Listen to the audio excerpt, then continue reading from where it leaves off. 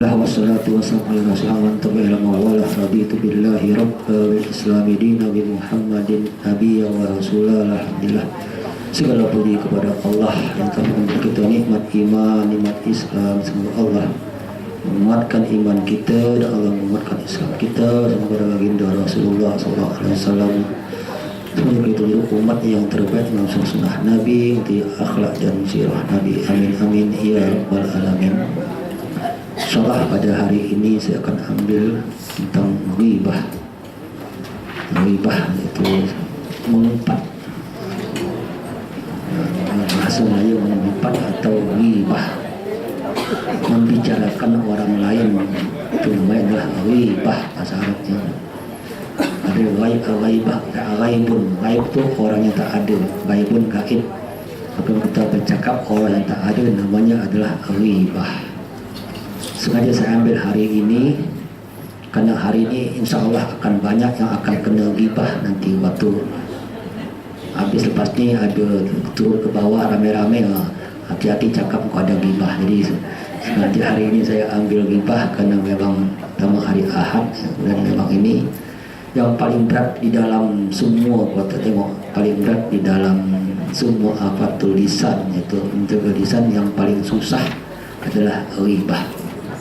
Yang kenapa? Karena kita nak atau tak nak hari ini terlalu biasa dengan ghibah. Itu maka saya ambil dalam masalah ghibah atau bahasa Melayu mengumpat.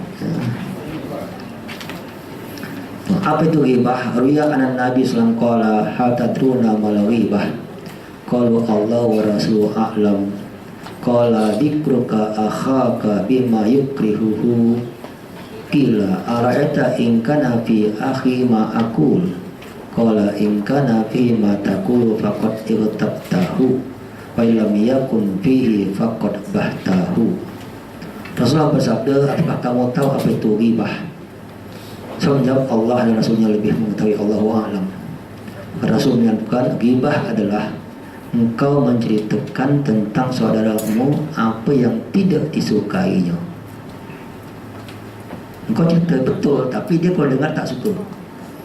Kita cerita tentang seseorang, kalau dia dengar cerita kita, dia memang kita tahu tak suka. Kita dah boleh rasa dia tak suka. Itu namanya ghibah. Nabi tanya, bukankah apa yang dikatakannya ada pada dirinya? Aku cakapnya betul ada pada dia. Engkau pendek, engkau panjang, kan memang dia pendek, dia panjang. Dia pakai beg kuning misalnya, atau beg hijau, memang betul. Tapi apa tujuan kau bercakap itu sekarang? Kalau kira-kira dia tak setuju, engkau ghibah. Maka kalau apa yang engkau kata ada pada dirinya, itulah ghibah. Kalau apa yang kau kata tak ada pada dirinya, itu fitnah. Kan beda, mana ghibah, mana fitnah. Engkau dia tak buat, engkau kata buat, itu namanya fitnah. Dia buat, engkau kata buat, itu ghibah. Kalau seandainya dia dengar engkau apa tu, tak suka dia dengar engkau cakap macam itu. Maka bilang sangat banyak hari ini yang paling banyak. Yang paling banyak sebetulnya yang kita lakukan adalah ghibah. Betul ada. Untuk apa kita cakap?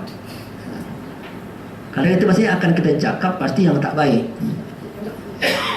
Suatu yang bagi kita tak suka baru kita cakap. Yang suka pasti kau. Yang suka kau cakap okey, masih okey. Yang baik kau cakap itu alhamdulillah menyiarkan yang baik. Kalau kita cakap yang sesuatu yang tidak baik, berarti kita telah menyiarkan yang tidak baik. Menyiarkan tentang seseorang yang tidak baik itulah yang disebut dengan ghibah. Karena nafsu ni pasti kita tengok orang, saya katakan, mana lebih cepat melihat yang positif atau negatif? Langsung negatif lah. Sebab masuk yang negatif ke otak kita, apa yang di dalam diri kita? Dapat yang negatif dalam otak kita ni, kira-kira apa dalam hati kita ni? Bagi tahu orang. Matanya besar sangat. Kalau mata besar kecil kan Tuhan bukan urusan engkau. Tapi bagi engkau tak sesuai mata besar sama dia, harus mata kecil. besar sangatlah matanya. Apa urusan kita cakap besar sangat mata dia? Tak cantik. Menurut kau tak cantik, menurut isteri cantik sangat. Menurut istrinya, okey, cantik. Menurut kau belum tentu kata orang cantik. Atau kita dapat sesuatu, itu yang kita harus satrul aurah, tutup. Bukan kita bagi tahu.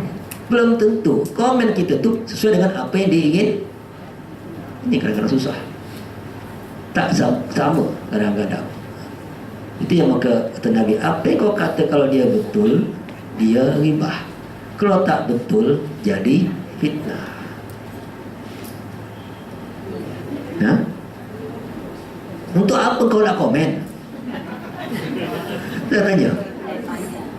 Tak boleh komen. Untuk apa komen, saya tanya.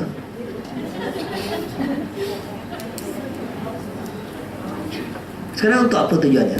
Untuk membuat manfaat atau mencegah mudarat. Sebenarnya dua tu, membuat manfaat atau mencegah mudarat. Kalau tak ada manfaat, tak ada mencegah mudarat, engkau cakap untuk apa? Ada manfaat, okey. Kalau tak ada manfaat, dan itu hanya penilaian diri sendiri. Apa kata Imam Ghazali? Menyebut saudara engkau dengan apa yang tidak disenanginya. Tengok. Jikalau sampai kepadanya berita tersebut, sama saja apa yang bersenang itulah berkenaan dengan kekurangan pada badannya, keturunannya, kelakuannya, perbuatannya, perkataannya, agamanya, atau pada dunianya, sehingga pada kainnya, rumahnya, kenderaannya. Bila semua dah.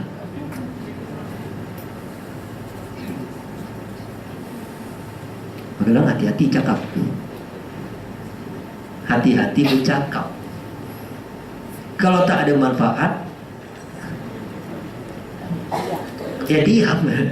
Kul khairan aw liyasmut. Tak ada manfaat, lebih baik ya. Ini Islam.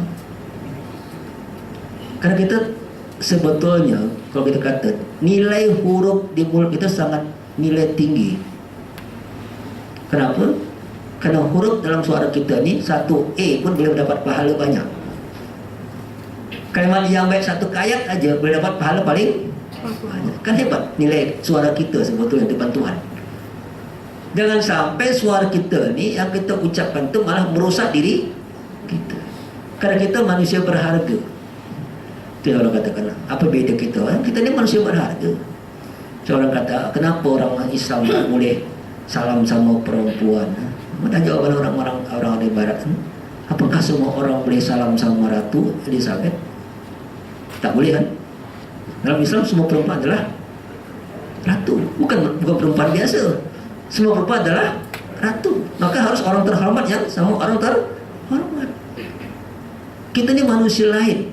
Kita sebut orang Islam tu manusia yang tak sama manusia yang lain. Kita manusia beriman yang punya konsep daripada Tuhan, yang kita punya panduan daripada Allah, yang tak sama dengan manusia lain hanya dengan hawa nafsunya, dengan akalnya, atau dengan badannya. Tak sama. Maka semua yang keluar daripada diri manusia beriman itu bukan sesuatu yang murah. Saya kata, kenapa kita puasa? Dan setelah puasa kita harus bertakbir. Kita kan puasa memasukkan sesuatu daripada Tuhan. Kita menjadi manusia Tuhan, saya katakan. Manusia yang suci akalnya, yang suci badannya, yang suci hatinya, yang terkawal nafsunya. Bukan mudah. Kita sedang dalam masuk dalam suatu proses pembentukan manusia terbaik dengan puasa. Bila waktu engkau keluar nanti depan puasa menjadi orang yang terhormat dengan diri engkau, menjadi orang yang bertakbir. Orang yang siap menghadapi segala macam kehadapan dunia dengan takbir. Bukan mudah. Setelah engkau punya potensi yang terbaik. Apa potensinya? Akal ialah akal Quran. Hatinya hati yang suci dengan imsak.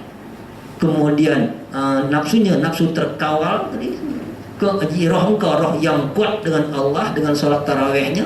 Bukan manusia biasa keluar daripada takbir.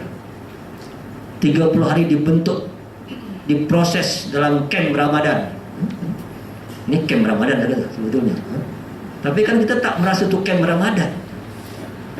Tambah 10 lagi hari yang khusus lagi, membentuk manusia terbaik dengan proposal diri terbaik dengan Lailatul Qadarnya. Waktu kau keluar daripada Aidul Fitri, manusia yang fitrah semula menjadi khalifah terbaik dan hamba terbaik.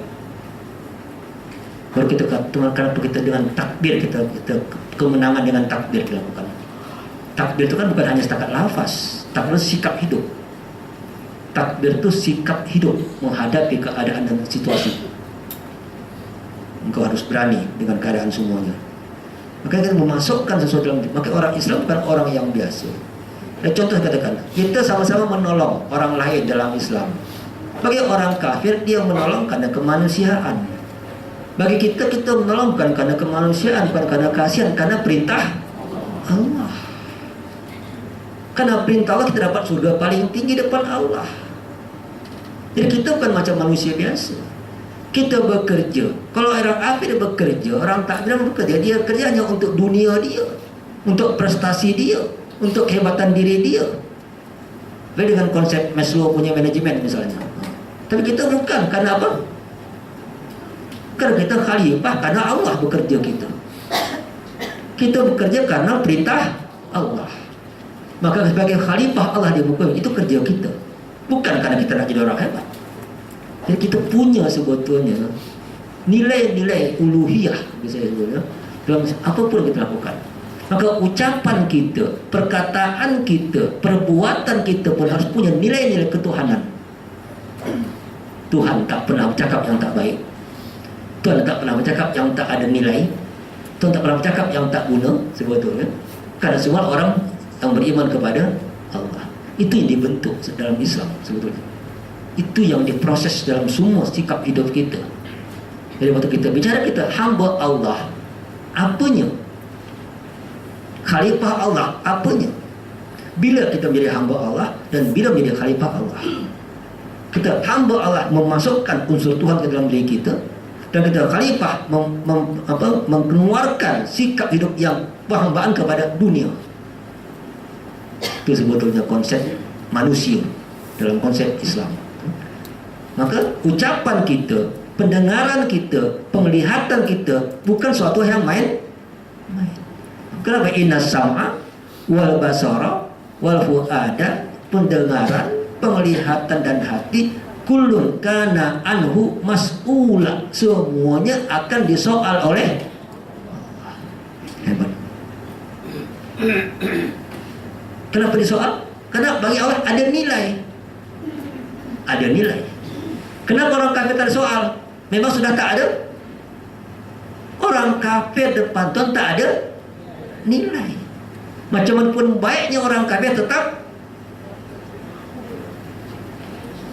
tak guna. Kenapa? Bagi Allah engkau adalah kafir, sampah, masuk neraka. Engkau terbaik macam mana pun, engkau tak akan dinilai Tuhan. Rugi tak?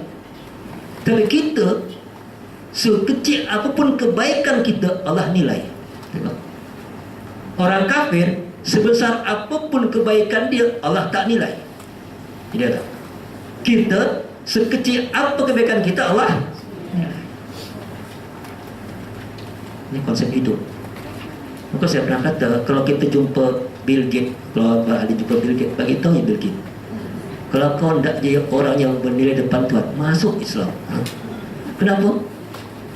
Kalau dia masuk Islam, bayangkan berapa banyak pahala dia dapat dengan ustaz ceramah, dia dapat pahala.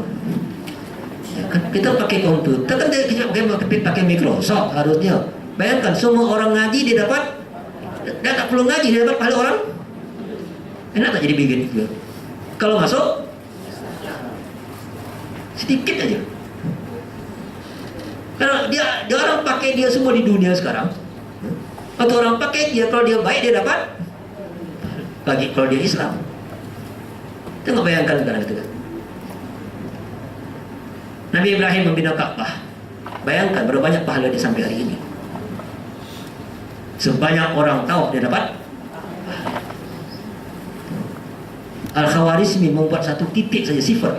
untuk semua angka bilangan di dunia. Dengan dia buat satu sifar, semua orang pakai sifar dia dapat.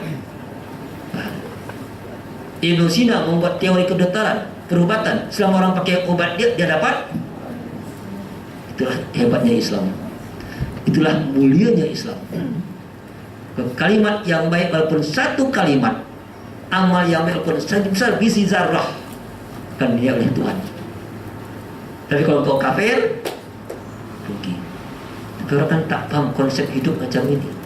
Orang anggap agama kan hanya setakat agama, kahwin tak kahwin, ini hanya untuk dalam IC, untuk bukan itu. Okay. Kalau dah macam itu perlu kita faham kenapa kita merasa sayang dengan agama kita, dan kita merasa rugi kalau sudah punya agama tak tahu agama, atau malah meninggalkan agama. Karena orang kenal agama bukan itu. Agamanya sembahyang 5 waktu susahnya, puasa susahnya, ada agama ada halal haram, agama lain tak ada halal haram. Akhirnya cari yang kata pahamkan konsep kenapa kita perlu agama dalam hidup. Itu konsep kenapa kita perlu beragama Islam dalam hidup. Kenapa kita perlu Islam? Dan kenapa kita Islam hari ini? Kalau saya jawab tu mana? Tanya, kenapa kita Islam? Kan jawabannya satu, karena ayah saya Islam, Ustaz. Karena saya balik, kalau ayah kau tak Islam, kau Islam tak? Kenapa kita Islam sangat penting? Karena kita tahu kenapa kita harus pegang.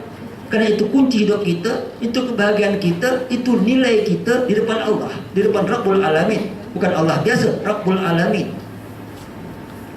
Tuhan yang punya alam, yang punya semua kehidupan. Tapi sayang, manusia beriman banyak pun tak faham kenapa dia kenapa kita tidak berpikir kenapa kita Islam. Karena kita sudah tinggal terima udah Islam, kemudian dah terima tak pernah naik-naik. Sempat kita tanya anak kita, boleh jawab tak itu? Pening pada mak, kenapa aku Islam? Mak, sempat anak kau nanti jawab. Tanya, agama sana enak, agama sini lebih mudah, agama sana lebih okey. Kenapa harus Islam? Kalau kita tak pandai jawab, bahaya untuk dunia hari ini. Kenapa? Anak boleh search internet macam-macam hari ini, semua agama ada. Pemahaman Islam yang salah pun ada dalam internet hari ini. Website Yahudi yang buat tentang Islam banyak. Kalau dia tak tahu betul Islam yang betul kita faham pada anak kita, sangat mudah dia lari Islam hari ini. Kalau kita fahamkan betul kenapa kita Islam, tak apa pun terjadi tak akan tinggalkan Islam. Macam sekarang lah orang-orang di Palestin saya katakan, mereka kenapa mereka berani mati? Kenapa mereka tetap di sana? Kenapa? Kan orang kata, kenapa orang Gaza ni duduk pindah, kenapa tak pindah je? Ada orang berkata, kenapa dia tak hijrah saja? Kenapa dia tak pindah saja ke negeri mana? Macam tu.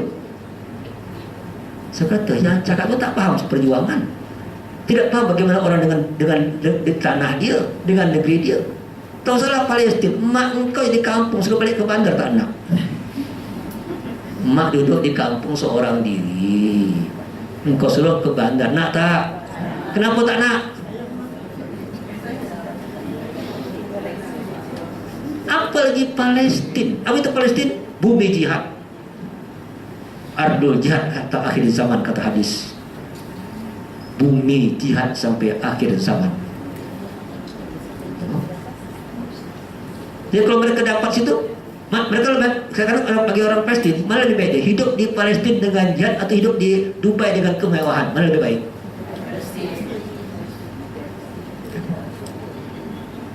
Kenapa? Karena mereka sudah tahu kenapa nilai hidupnya dengan Palestin. Kenapa dia perlu hidup dengan di sana? Bagi dia ada nilai yang bukan dunia, nilai akhirat. Sekarang dunia mana yang paling hebat sekarang, paling tinggi nilai depan Tuhan? Kau duduk mana? Duduk di KL, duduk Jakarta, duduk Dubai, duduk Syria, duduk di Gaza. Mana paling tinggi nilainya?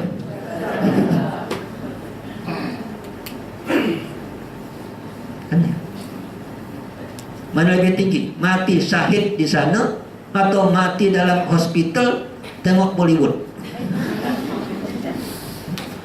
Engkau kan mati juga. Hanya satu mati di Gaza, satu meninggalnya di MH17, satu meninggalnya di hospital atas katil. Mana lebih baik? Yang pada di MH sahid juga, alhamdulillah. Itu sahid. Sebenarnya itu sahid, karena dibunuh Islam. Man mata duna mali fawa syahid, man mata duna edi fawa syahid. Barang siapa mati karena mempertahankan dirinya, maka mati syahid. Barang siapa dibunuh juga syahid. Hanya kriteria syahid tak sama. Syahid pun ada kriteria masing-masing. Ada syahid yang paling tinggi, syahid tengah-tengah, ada mati-mati yang syahid. Ada syahid di kampungnya, dalam masih syahid juga, ada juga. Nah, mau syahid tapi tak syahid ada juga. Jadi kita punya nilai masing-masing. Jadi hidup kita perlu ada markah. Maka ucapan kita perlu ada nilai. Perbangan kita perlu ada nilai. Maka kenapa Nabi kata ini hal yang penting supaya engkau punya nilai. Karena ini yang saya pikir pasti orang kata susah kali jadi Islam. Oke, Islam kita untuk siapa? Untuk kita tu akan datang. Islam kita ni untuk hari ini atau untuk hari akan datang? Engkau ingin hidup yang baik atau tidak tak baik? Baik dunia atau tak baik atau baik akhirat? Dan kita persiapan kita memperbanyak yang baik untuk akhirat. Apalagi kalau kita kata semua ucapan kita Allah tengok, Allah nilai. Kenapa? Karena apa yang kau ucap disampaikan kepada malaikat, mereka kirim ke atas. Kan ada nilai semua di atas. Apa kita nak nilai kita nilai yang buruk di atas sana? Karena kita asal cakap di dunia, kalau kita boleh cakap yang baik. Karena kita hidup hanya sekejap, hanya 60 tahun, 60-70 tahun. Kita bukan macam Bani Israel hidup 1000 tahun. Belumlah macam Nabi Adam, mungkin Nabi Nuh, atau macam Nabi Musa yang sampai ratusan tahun. Nabi, bayangkan coba, kenapa turun surah An-Nuzul Quran Al-Qadr? Karena Nabi cerita ada orang Bani Israel yang hidupnya 1000 tahun, malamnya dia qiyamul lail, 1000 bulan, malam qiyamul lail, siang dia berperang selama 1000 bulan. Itu contoh Nabi sama sahabat. Ada dulu. Boleh tak? Boleh. Kenapa? Karena umur Bani Israel berapa tahun? Umur mereka ratusan tahun. Fir'aun saja 400 tahun. Kalau Fir'aun berarti semua Bani Israel 400 tahun rata-rata. Jadi kalau hanya 83 tahun dia beribadah full, itu biasa. Karena umurnya 400 tahun. Tapi bagi kita tak mungkin tercapai karena hidup kita hanya 60 tahun. Maka karena waktu sahabat sedih semuanya. Kenapa sedih? Karena bagi sahabat, kenapa mereka boleh dapat ibadah 8 kan kita tak dapat ibadah. Sahabat sedih. Karena sahabat sedih, Allah turunkanlah inna anzalna fil lailatul khairun min alfi syahr. Tengok. Ingin membuat supaya hidup orang beriman tu lebih hebat daripada umat Bani Israel. Mereka hanya dapat 8 tahun sekali. Engkau boleh dapat tiap tahun. Engkau boleh dapat tiap tahun. Sehingga nilai hidup kita yang 60 tahun mengalahkan mereka semuanya. Karena kita beriman kepada Nabi Muhammad. Bayangkan, Allah ingin membuat nilai hidup kita lebih daripada orang lain. Berarti kalau dapat tiap tahun, hebat kan? Sempat dapat tiap Lailatul Qadar daripada umur balik sampai meninggal, kalikan 83 tahun. Apa nilai hidupnya?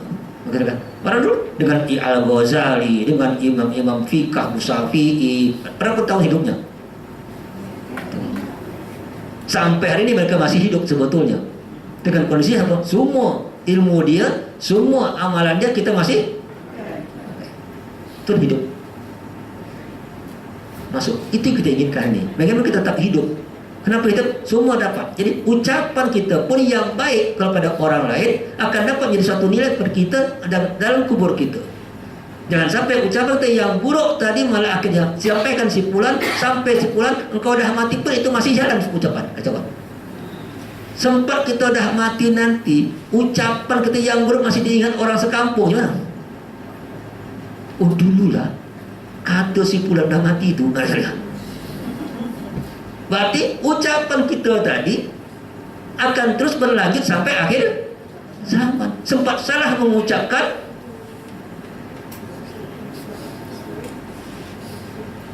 baru kita paham kenapa dia manusia terbaik. Karena kita melihat semua itu dengan kacamata iman, bukan kosong. Bagi orang kafir memang kosong, kau cakap-cakap suka. Jangankan tentang manusia, tentang Tuhan pun dia tipu.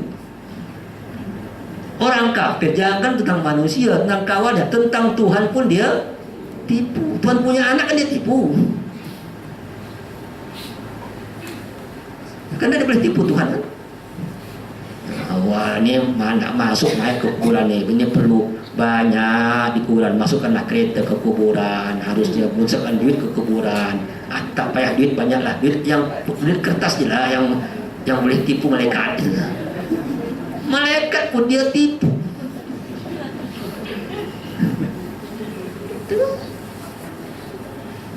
Macam waktu jahiliyah, Umar buat patung daripada roti. Dia doa sama patung, "Hayo patung, aku lapar." Benar, doa tak ada solusi, dapat makan. Akhirnya kalau macam tu aku makan kau patung, makanlah dia patung roti. Bagi orang kafir memang tak ada nilai, bagi kita ada nilai. Satu kalimat, satu ucapan. Karena kita punya Tuhan yang merekod kita, menilai kita untuk akan datang selama-lamanya. Kenapa konsep ghibah bagi saya hal yang, kalau kita fikir macam tu baru kita faham. Kalau tak macam tu, memang sebab dengar tadi pasal baca ni, apa pun tak boleh cakap, cuma dia berarti diam aja, tak juga. Kalau diam aja rugi. Kenapa? Kalau diam saja rugi. Kenapa rugi? Karena Allah sudah bagi mulut untuk bercakap. Berarti tak memakai nikmat. Kan nikmat Allah ada mulut boleh bercakap. Tapi cakaplah cakap yang baik. Tapi kalau kita sudah kena budaya tak baik, itu saya virus. Yang kau dengar cakap mana? Cakap akhbar. Cakap mana? Cakap drama. Yang kau dengar cakap yang masuk selama ini cakap yang tak baik. Karena banyak masuk yang tak baik, maka mudah keluar yang tak baik. Kalau kita dapat masuk yang baik, mudah dengar cakap yang baik. Karena apa yang input dulu masuk otak kita hari ini. Maka inna sam'a wal basar, apa yang masuk dulu. Tapi kalau kita tak paham apa yang kita masukkan, itu yang bahaya hari ini. Apa saja sampah masuk. Kan hari ini apa ya? Semua masuk. Apa yang ada depan tengok, apa yang di luar tengok, kan sampah dia masuk semua. Padahal harusnya engkau memilih dan memilah. Apa aku nak dengar hari ini? Oh, ini dengar apa? Ceramah. Ada program TV berapa channel? Apa yang aku dengar? Satu Bollywood, satu Hollywood, satu Wood. Kan satu kan si Hollywood. Holly itu kan Holly suci, Wood kayu. Hollywood kayu suci. Kan cross kan kayu suci itu. Holy cross Hollywood. Ada film A, film B. Mana kau tengok? Kita memilih karena dunia adalah pilihan. Dunia adalah pilihan mengambil dan pilihan berbuat. Apa yang kau tengok, apa yang kau dengar, pilihan. Dan sekarang sangat banyak pilihan dan sangat mudah pilihannya. Tinggal diri kau ada tak rasa untuk memilih? Maka sekarang itu yang perlu ditanamkan pada diri kita, anak kita, keturunan kita, kesiapan diri untuk memilih. Ini baik, terima. Ini tak baik, buang. Tengok, Melayu, dadah. Bagi Melayu, dadah, pakai. Bagi Cina, dadah, jual. Mana yang untung? Kerana Cina berfikir untung. Dia bukan berfikir baik. Yang asal untung aku buat. Maka bagi dia, dadah dia untung, aku jual. Tapi dia tak pakai. Melayu, kenapa terjadi? Sikap memilih tak ada bagi umat Melayu hari ini. Kata yang baik, kata yang buruk, mana? Komen siapa? Mana? Akhirnya sekarang semua orang asal komen. Hari ini engkau tak pandai pun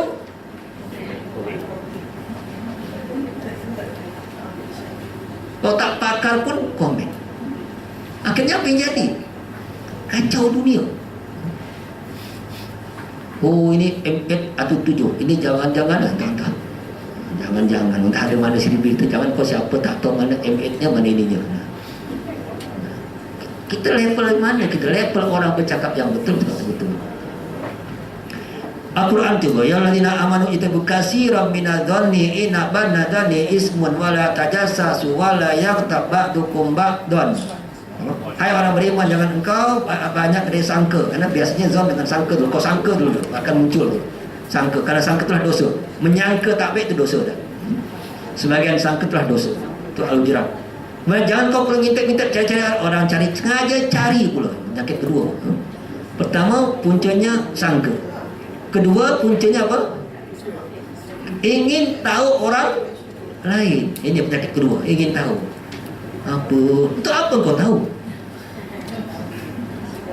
Nak tahu? Untuk apa? Ada manfaat tak? Kalau ingin tahu ada manfaat, silakan. Kalau tak ada manfaat, untuk apa? Saja, Ustaz. Apakah hidup kau hidup yang saja? Apakah hidup kita bukan hidup yang saja? Kita hidup yang berguna, ya? Maka jangan kau cari kesalahan orang lain. Jangan kamu mengumpat setengah yang lain. Wala yaghtab ba'dukum ba'da. Tengok sekarang tiga tu banyak hari ni. Dia kan satu berarti tak boleh son, buruk sangka. Kedua tak boleh cari-cari kesalahan. Tiga tak boleh mengumpat. Tiga ni. Hari ni tiga-tiga ni jadi budaya. Menyangka orang budaya. Mudah sangat menyangka orang. Cari kesalahan, oh, lebih hebat lagi kerjanya. Apalagi wartawan, itu kerja dia. Cari orang sana dapat duit dia. Tak cari tak dapat duit.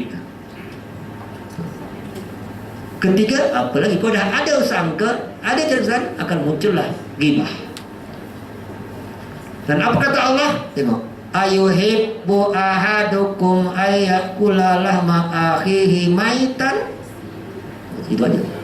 Apakah engkau suka memakan bangkai kawan engkau, saudara daging saudara engkau yang telah mati?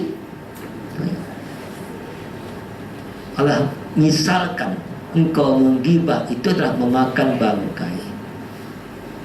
Nak tak? Kalau tak nak,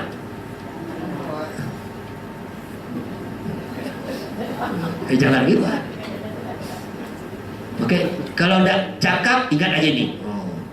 Aku makan bangkai nanti. Kenapa? Karena kita perlu menjaga irdun orang lain. Pakari itu pada engkau pasti tak suka. Kalau engkau suka, apa kau buat? Jadi Allah contohkan, misalkan engkau memakan bangkai dengan mengumpat orang lain. Kenapa? Karena kita punya kewajiban menjaga kehormatan orang lain.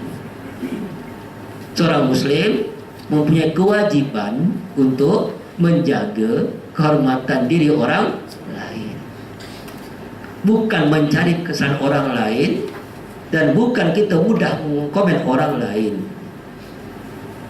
Maka itu.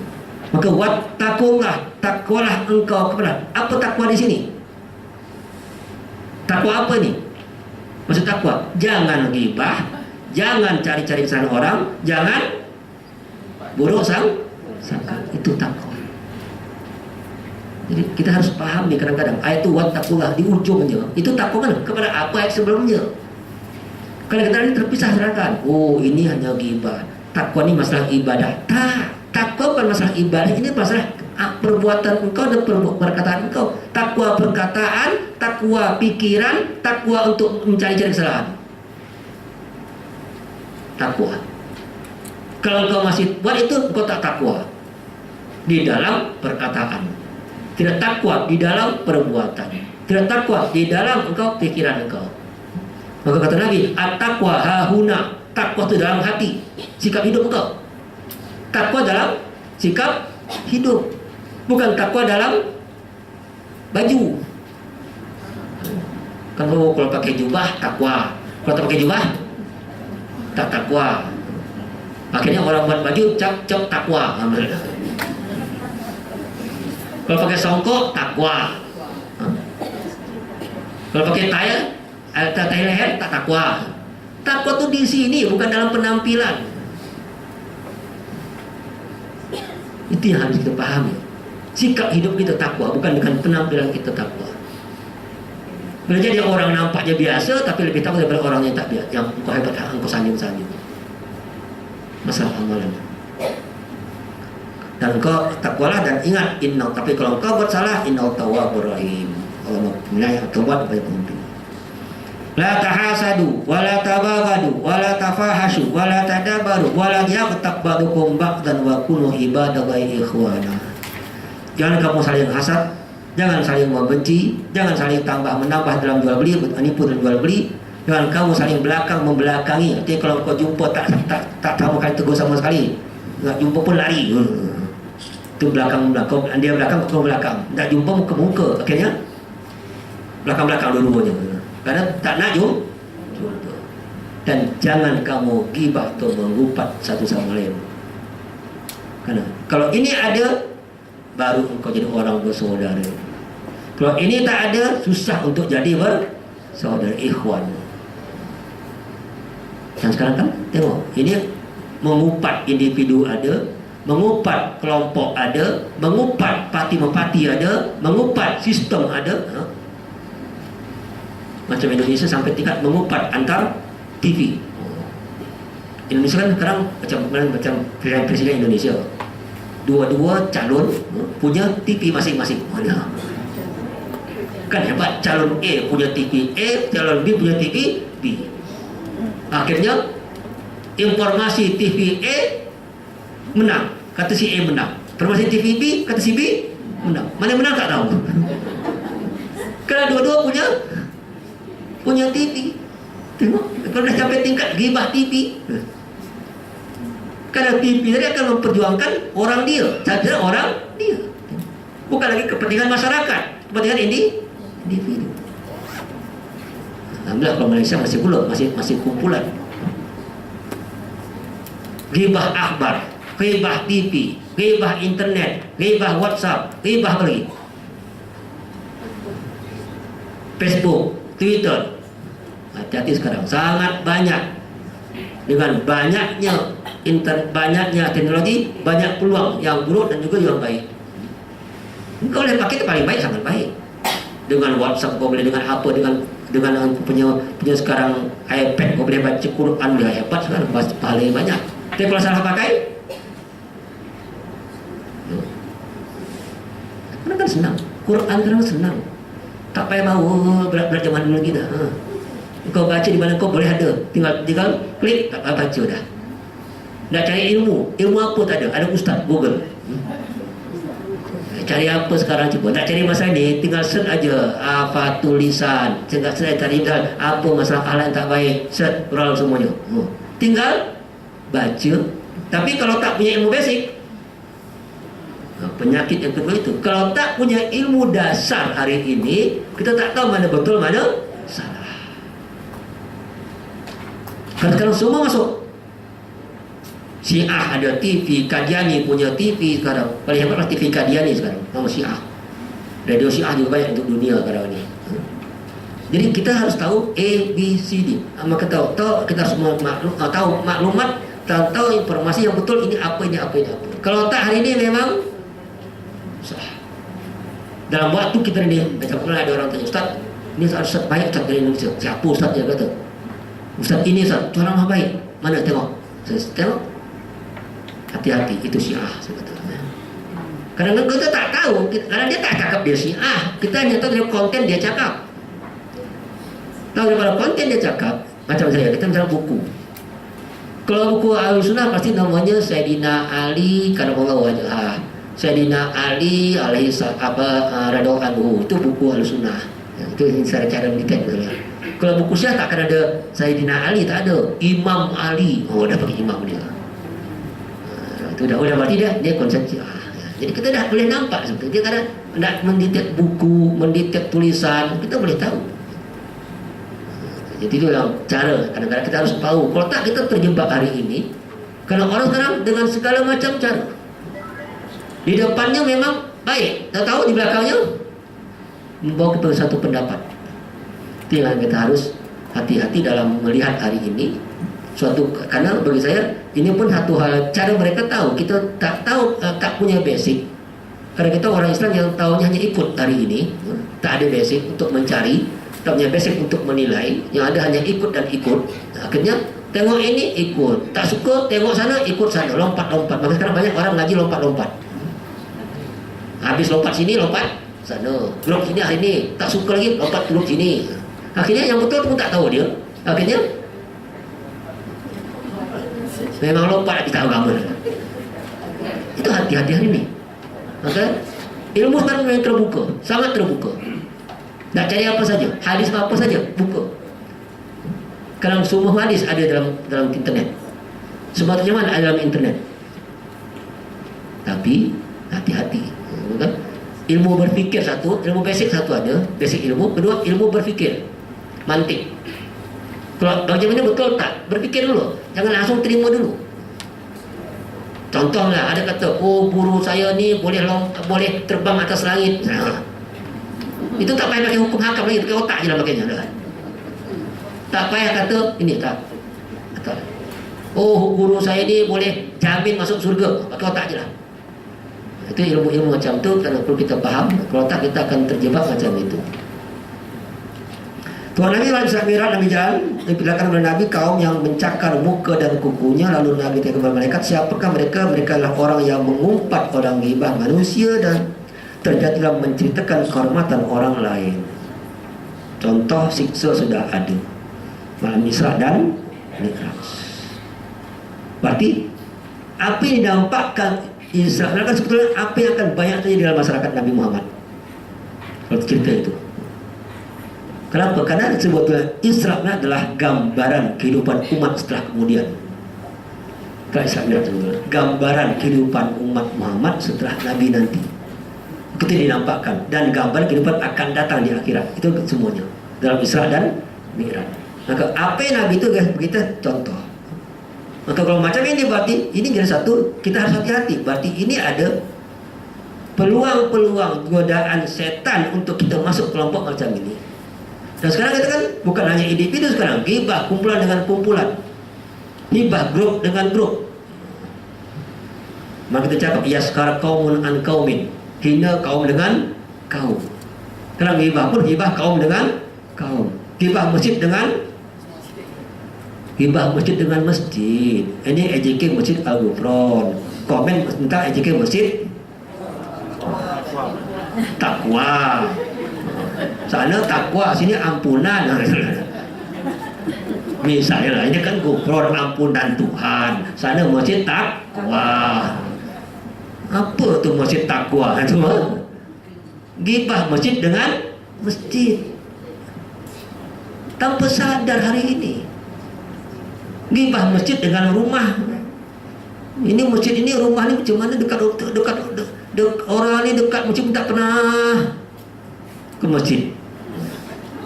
Ya, kita tak tahu bila dia masuk rumah pun tak tahu kita. Engkau komen saja. Ya. Ini kadang-kadang hati-hati.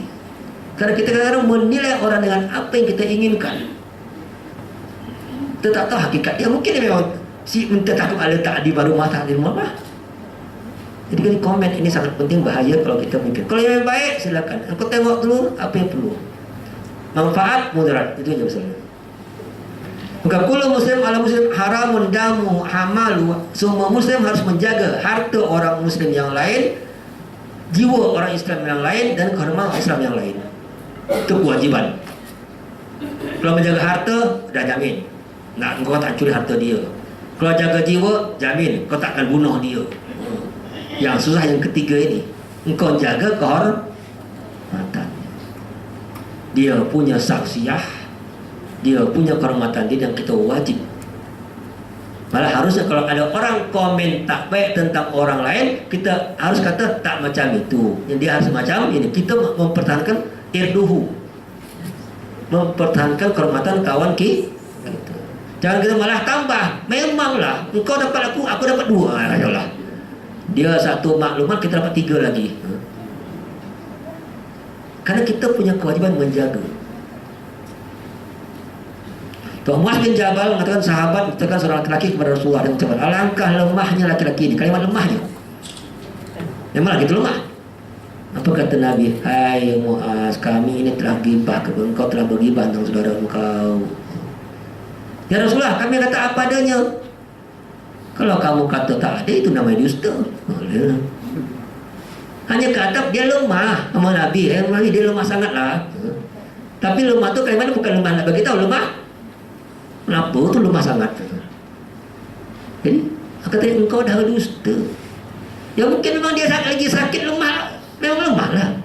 Tanya dulu kenapa engkau lemah. Tanya dulu misalnya. Baru kita boleh komen. Tahu kita kenapa sebab lemahnya. Bukan langsung komen. Apalagi kita cerita sama orang lain, bukan kepada dianya. Kenapa engkau lemah? Ada apa? Oh mungkin ada ini. Kalau Nabi kata, itu kan masalah pendek kan. Aisyah kata ada wanita tu pendek Rasulullah. Aisyah, kau telah melakukan gibah kepada. Pendek dia kata gibah. Tapi waktu itu pendek saya kan, oh, pendek sangat. Dan kau ada rasa perasaan pendek tu pendek untuk merendahkan. Ya kan pendek juga Tuhan yang buat, tinggi Tuhan yang buat. Enggak gemuk pun. Engkau ni gemuk sangat ni. Makan aja ke? Kan macam orang Arab. Orang Arab kan susah pening kepala. Orang Arab tu kalau isteri tak gemuk, pening kepalanya. Ya. Kalau isteri tak gemuk, masyarakat Arab tu pening kepala. Suami malu. Kenapa? Suami tak bagi? Anggapan orang Arab, kalau isteri tu kurus, suami tak bagi makan.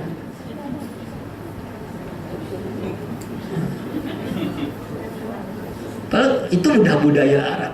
Okey, maka kalau ada orang Arab kalau tak gemuk dia malu, maka orang Arab kalau dah kahwin pasti.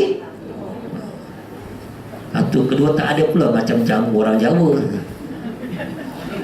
Jamu Jawa kan jamu untuk tak gemuk. Makan pun makan kena jamu dia. Tak ada macam Melayu punya jamu, macam-macam jamu. Jawa Arab makan banyak, jamu tak ada, tidur dan gemuk lah. Tapi memang ada budaya macam tu. Maka pula dia kalau kita malah, maka kalau mereka kalau tak gemuk malu. Kalau di Melayu gemuk malu. Engkau ni makan aja ke tiap hari? Tak juga kan gemuk dah. Jadi kan tergantung, maka bilang ghibah pun tergantung kadang-kadang kondisi penerimaan masyarakat. Tak sama. Bagi saat kita mungkin tak ada masalah, bagi mereka jadi masalah. Tergantung kondisi uruf di mana kita berada. Kalimat itu keluar, itu kalimat baik atau kalimat tidak baik misalnya. Tergantung kondisinya. Kalau itu kalimat baik, bagi mereka tak ada hal, maka tak berdosa. Karena itu kalimat yang baik.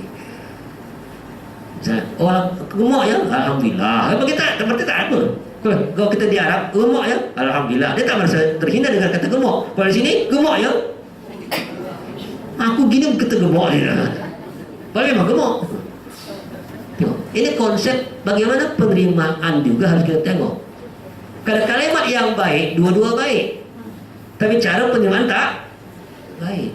Maka jadi dosa itu bukan kerana kalimatnya, masalah masalah penerimaan jadi dosa, bukan masalah kalimat. Hati-hati. Kadang-kadang yukrihuka, apa yang engkau benci itu kan berarti penerimaan. Kalau bagi orang tu dianggap tak enak itu kalimat, itu jadi dosa. Kalau bagi dia tak ada apa, tak dosa. Tergantung penerimaan. Itu nanti kita akan jawab kenapa nanti ada panggilan yang bagi orang biasa tak jadi satu hal yang salah. Aku tanya kepada Rasulullah, ajari aku kebajikan yang dapat aku ambil manfaatnya. Jangan engkau memandang hina sedikit dengan perbuatan baik, dan walaupun engkau mengeluarkan air dari padi engkau ke bekas orang lain, dan engkau menyimpan saudaramu dengan wajah gembira, dan kalau ia bangun lagi maka engkau tidak mengumpat dia. Tengok sampai tingkat macam itu. Engkau tolong baik, tolong, itu kan la tahtakiran dan marfis. Jangan engkau hina apapun keburukan sedikit pun, jangan hina.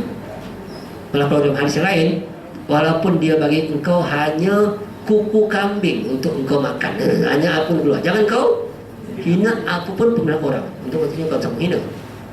Kalau pada engkau komen nanti udah jadi puli-pulinya lah, aku sempurna mata dapat. Kadang-kadang paling mudah komen itu.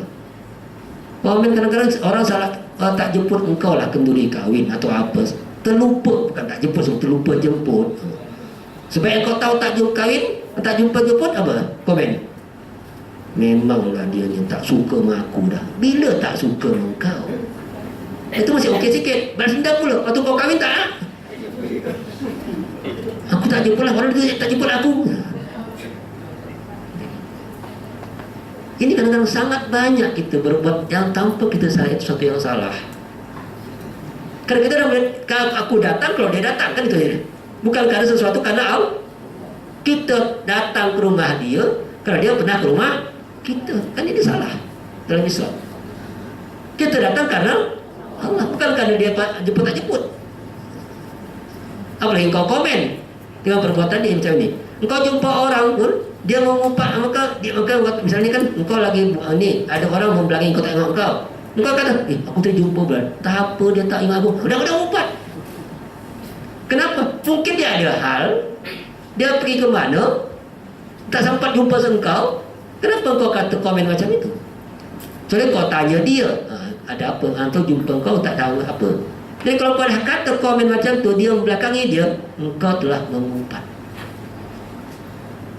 Islam ya memang tidak cari betul 100% susah, tapi kalau tak dibuat macam ni kacau masyarakat ya. Kenapa hukum tu ada macam ni, kita buat kacau masyarakat sebetulnya. Maka kita kata Islam tu yang sangat perfect sebetulnya, sampai tingkat macam ni pun dijaga Islam. Kenapa? Kalau sempat ini rusak di tengah masyarakat, ini kan buat kacau masyarakat. Gara-gara komen yang salah tadi bisa atau kampung berkelahi, kedirian oleh Islam. Ma'is bin Malik itu, Rasulullah merejam Ma'is bin Malik kerana dia berzina. Seorang sahabat kata, orang ini mati di tempat seperti mati anjing. Tengok komen dia kena rajam dah mati dia orang dia. Dia komen dah mati, di komen sama sahabat. Kata Nabi jalan dua orang ni dekat bangkai, tolong kau makan bangkai itu. Nabi suruh makan bangkai atau bangkai. Maka kata, ya Rasulullah, kenapa kau makan bangkai? Terlebih, karena engkau tadi, apa engkau kata tadi tentang si Ma'is tadi itu lebih busuk daripada bangkai tadi itu. Engkau bercakap komen terhadap orang yang kena rejam. Kata Nabi, engkau sudah ghibah. Kalau engkau ghibah berarti makan bangkai. Ingatlah cerita cerita yang ada dua perempuan sedang berpuasa, kemudian perempuan kata jangan buka.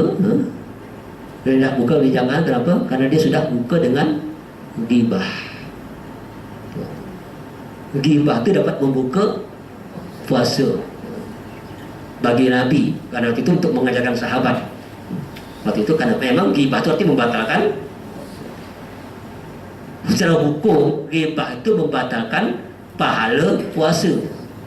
Ghibah tak dapat membatalkan puasa. Tapi Nabi untuk memberikan sampel kepada sahabat itu, tengok perempuan itu telah makan dia makan daging waktu dia puasa ini. Tolong, itu Nabi suruh panggil perempuan itu, tolong muntahkan. Dia muntahkan, pula daging ini makan. Itu contoh. Ghibah itu seperti makan bangkai. Dan zaman Nabi divisualkan. Zaman Nabi itu divisualkan macam itu, supaya kita yakin itu memang makan bangkai. Hanya bangkai itu bangkai tak nampak dengan mata kita. Kalimat Quran tadi katakan, engkau makan bangkai kawan engkau. Memang betul makan bangkai, tapi tak nampak secara fisik. Hakikatnya kita makan bangkai. Maka Quran itu kan kita tak mungkin Tuhan nipu kita. Hanya Tuhan buat itu dalam bentuk yang lain. Macam ini pun kata Nabi, kalau apa kau makan akad cakap tadi kepada si Ma'is tadi, yang dia telah berzina kena rajam tadi, itu lebih teruk daripada bangkai, busuk bangkai ini. Kalau kau tidak boleh makan, kenapa tak makan ini? Nabi contohkan macam itu. Tapi jangan takut, ada ghibah yang dibolehkan. Udah pening semua tak dapat cakap ni. Ini udah pening semua tak dapat cakap ni sebetulnya. Kalau macam ni, ada ghibah yang dibolehkan untuk memberikan pengaduan kepada hakim, penguasa. Kan kau pasti cerita semua orang. Macam kisah kau masalah cerai di mahkamah, kau pasti cerita suamiku macam ni. Pasti cerita, tak cerita malah salah.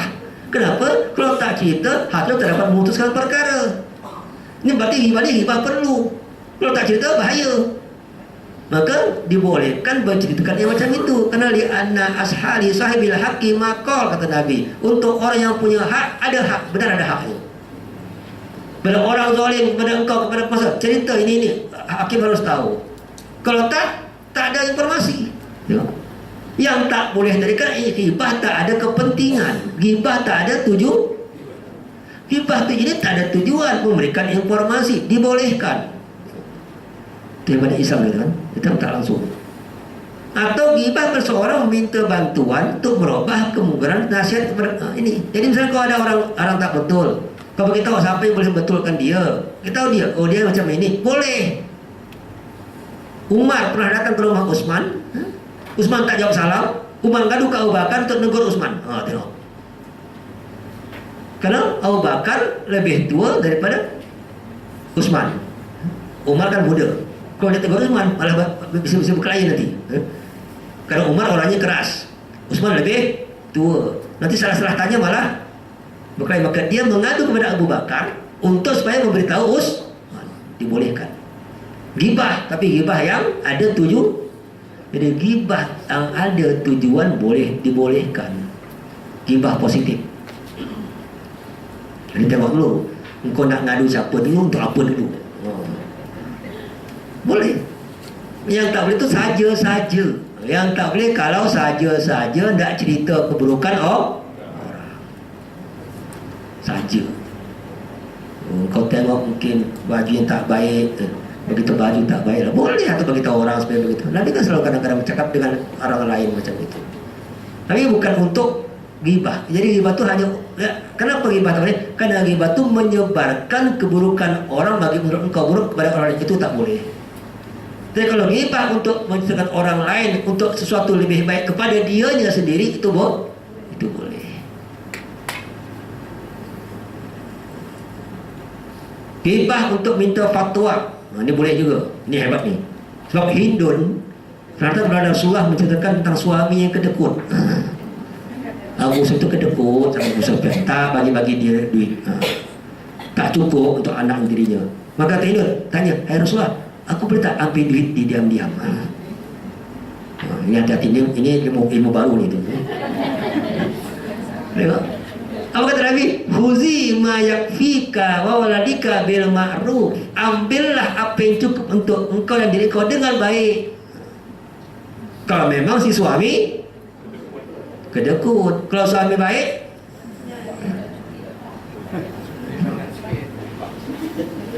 ni, alhamdulillah, kata isteri-isteri ni, aku dapat ilmu baru ni.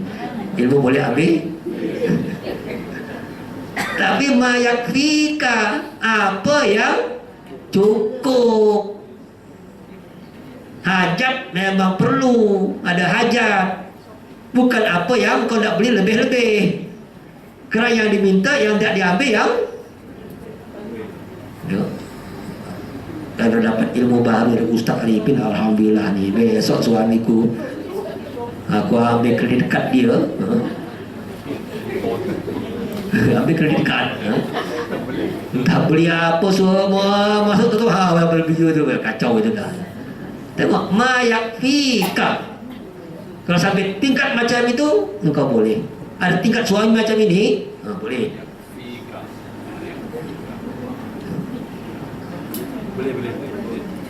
Apa yang cukup bagi engkau, bukan apa yang engkau suka.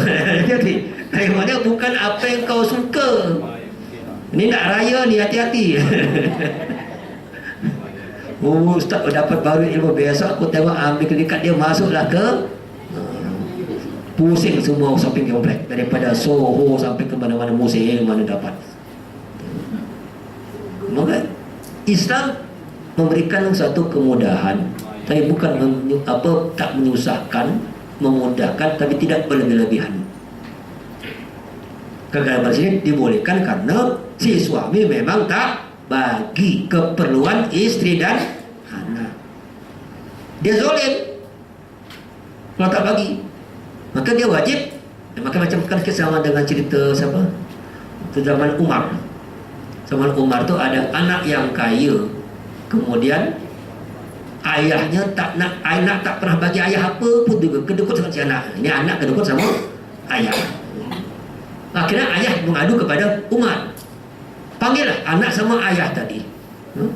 Panggil ayah, apa kalau fatwa Umar? Anta wawaluka hakuka. Hai ayah, engkau harta anak engkau dan ini milik engkau. Karena tadi si anak tak ada tanggung jawab kepada orang tua. Keluar fatwa itu, harta anak, harta ayah. Kita sekarang kan, harta suami milik suami, harta istri milik istri. Ya, kan? Harta suami ada tanggung jawab untuk istri.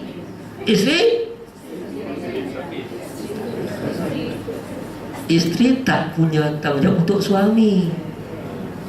Hati-hati, istri punya harta sendiri, itu milik istri, tak ada tanggung jawab suami.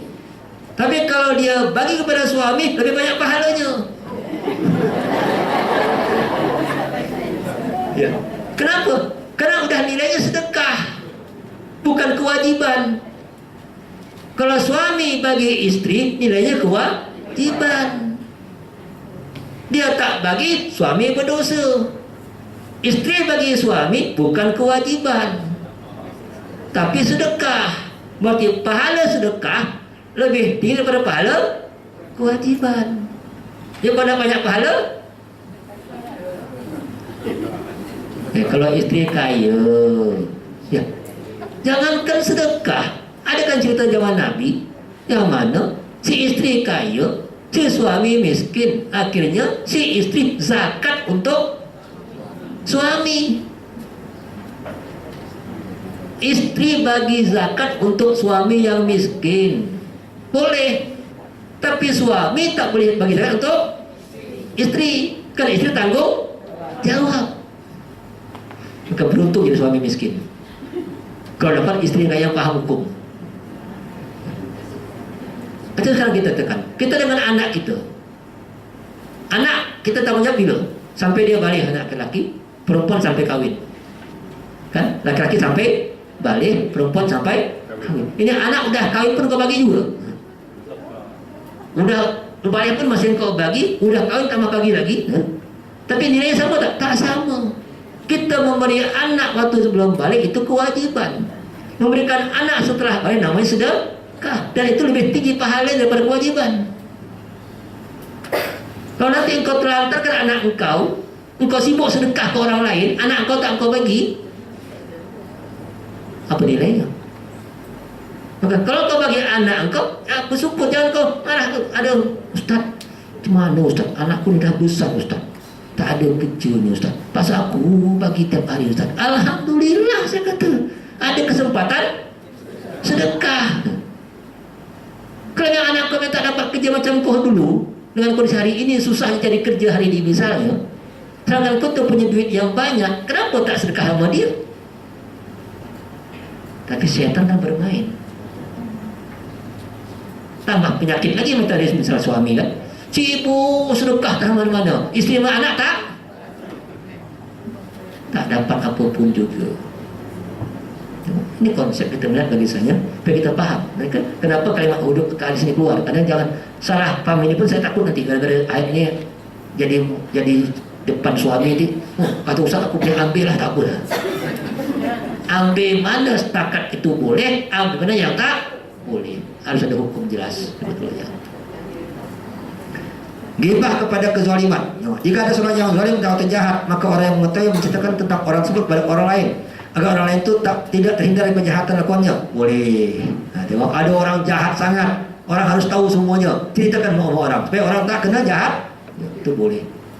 Atrawana al-dhikril fajir, atau kan hatta yurafun nasu yadhkuruhu bima fi hatta yudhirun nas. Kalau kamu mencegah daripada orang fasik, bukanlah hal yang perlu diketahui oleh orang muslim, maka sebutkan apa pada dirinya supaya orang terhindar daripada perbuatan dia. Ini tengok, dibolehkan. Maka kan terus takut semua tak boleh cakap, susah. Kita memang membahayakan orang lain, ada manfaatnya, boleh. Dia tukang tipu orang, tukang ini banyak macam-macam misalnya, itu boleh. Ghibah gelar dengan orang yang dengan gelar. Ada orang dengan pendek, pincang, memang itu panggilan dia. Kenapa? Si Ahmad pincang. Boleh. Tak salah kata pincang. Kenapa? Karena memang panggilan supaya orang kenal. Banyak nama si Ahmad. Ada Ahmad pincang, Ahmad bengkok, Ahmad panjang. Itu jadi gelar dia. Maka untuk orang sudah kenal itu tak jadi haram. Senang kan Islam tu, ada hukum tu di dalam tengah. Berkata Hasan al-Basri, ada 3 orang yang tak ada ghibah pada dia, kata seorang tabi'in Hasan al-Basri. Sebetulnya ada 3 orang. Orang yang menzahirkan kefasikannya, pemimpin yang zalim, orang ikut hawa nafsunya. Tengok ni baru alhamdulillah kata ini. Jadi engkau boleh cerita orang menzahirkan kefasikan. Dia dah menzahirkan dia buruk memang. Ya itulah tak apa, kerana dia sendiri menzahirkan. Dan orang tak ikut macam dia.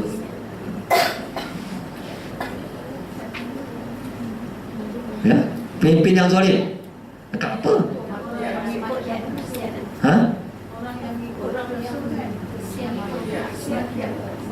Ya, orang menzahirkan maksiat.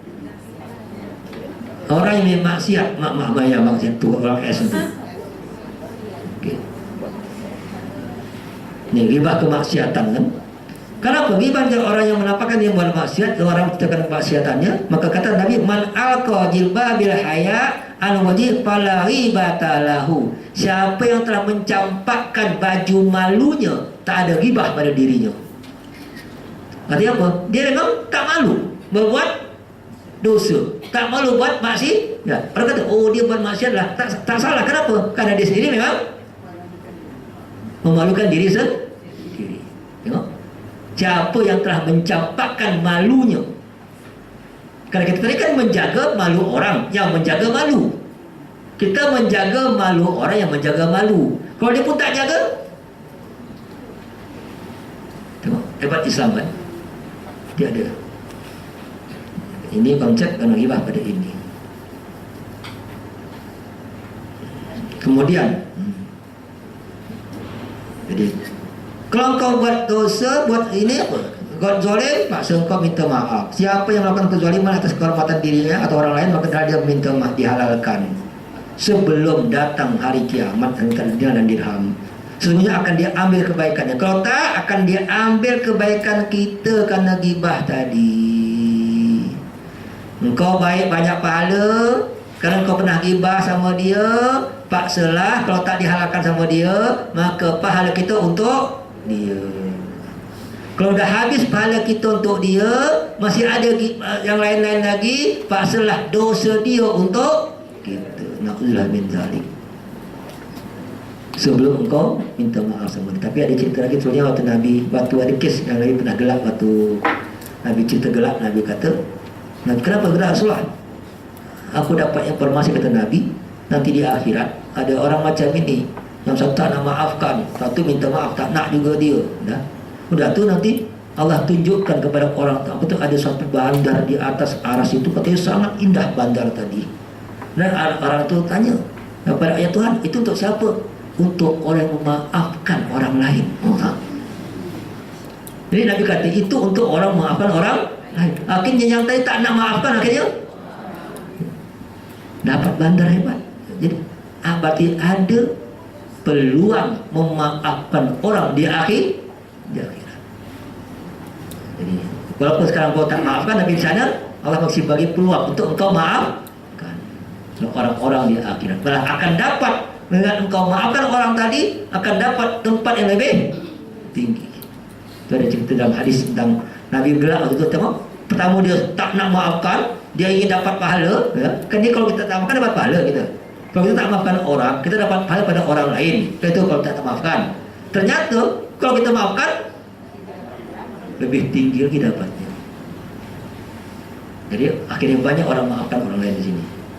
Atau kata hadis kafarat ghibah. Ya, kafarat ghibah. Sebagian ulama mengatakan kalau engkau tak dapat menjadi orang yang telah engkau ghibah untuk minta maaf, atau dah meninggal lah, tak kemana lah dia, tak tahulah lagi, dah cari tak dapat juga. Apa kata kafaratu man itab tahu antas takfir lahu. Hadis saya salah ketik. Jadi kafarat orang yang engkau ghibah adalah engkau meminta ampunkan untuk dosa-dosa orang tersebut. Ya Allah, ampunkanlah si fulan, ya Allah, aku pernah ghibah dia. Itu kata hadis dibolehkan.